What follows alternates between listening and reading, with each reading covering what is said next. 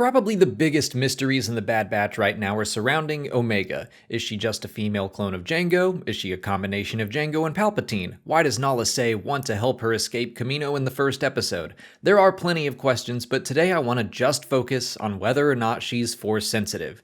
I've seen this theory thrown around a lot, and for once, I fully believe it.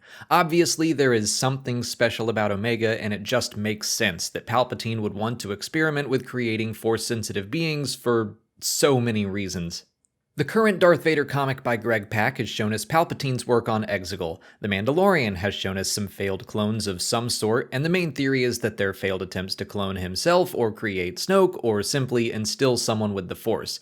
Maybe he's already trying to create Snoke at this point, but I think it's more likely Palpatine wants to build an army. We've seen Palpatine try and fail to kidnap Force-sensitive children in both the Clone Wars and Star Wars Rebels, and the purpose of that was so he could raise them in the dark side and he'd have an unstoppable group to carry out his bidding.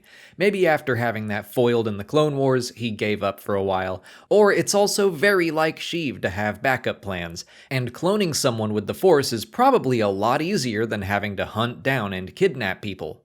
In the second episode of The Bad Batch, Cut says the Kaminoans don't create without a purpose, and I think that was likely Omega's. But why are we talking about this in the first place? Is there any actual evidence of her using the Force?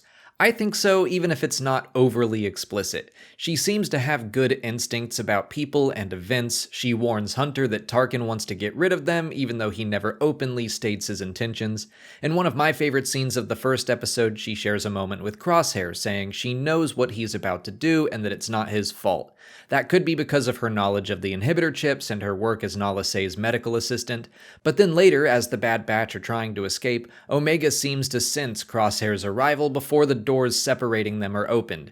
And finally, she is able to shoot Crosshair's blaster out of his hands despite having never fired one before.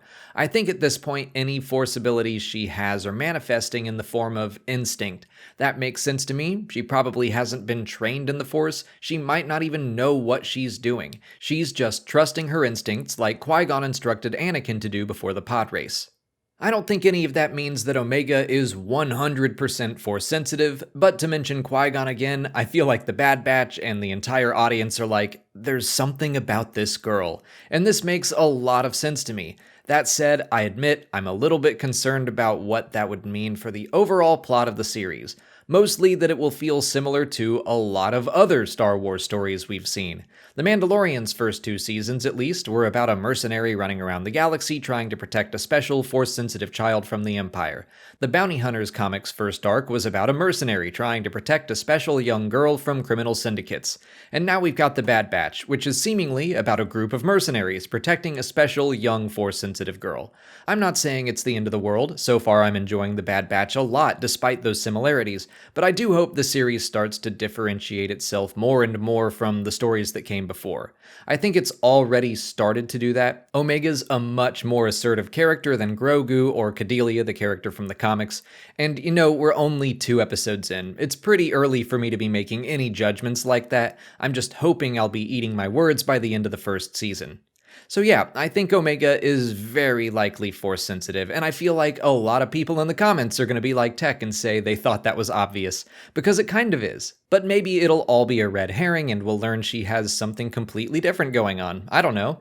So what do you think about Omega? For what purpose did the Kaminoans create her, and why do they seem so intent on protecting her? Let me know what you think in the comments. If you haven't already, please like this video, subscribe to the channel to keep up with all our Bad Batch and Star Wars coverage, follow us on Twitch, Twitter, Instagram, and Facebook, and consider checking out our Patreon page. As always, thanks for watching, and may the Force be with you.